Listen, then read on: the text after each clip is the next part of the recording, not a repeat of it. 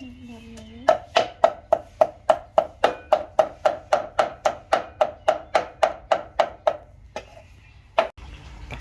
đáy nó bị hụt tật hào chặt đàm đã khánh salo ngào nặc bạc chia salo con cắt bóng viên đã tấm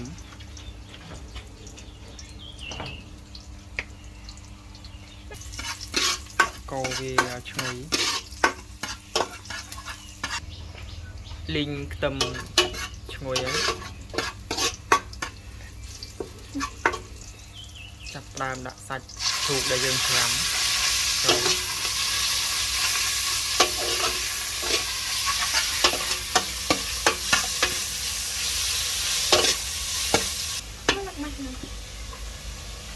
dừng nào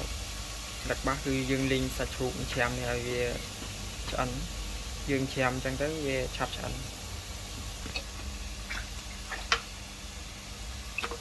ដាក់ទឹកត្រីចូល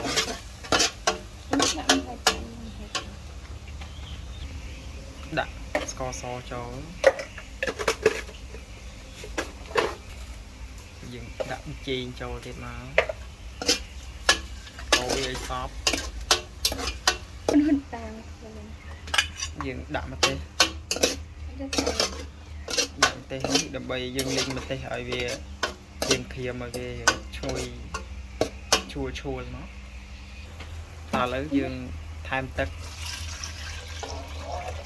ដើម្បីខ្លាយទៅជាស្ងោរទុកឲ្យវាមកពុះមកជាបន្លែដែលយើងត្រូវ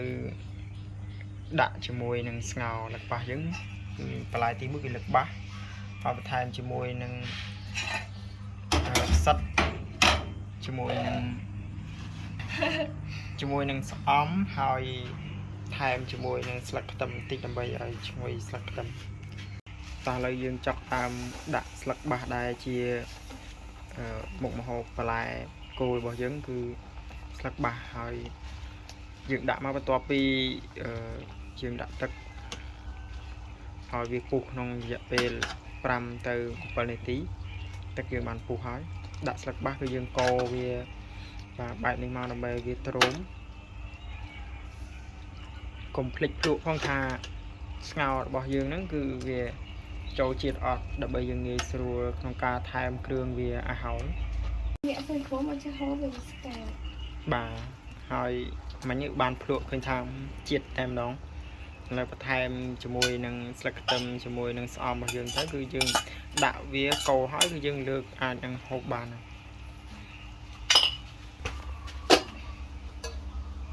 លើកមកគប់ឈុល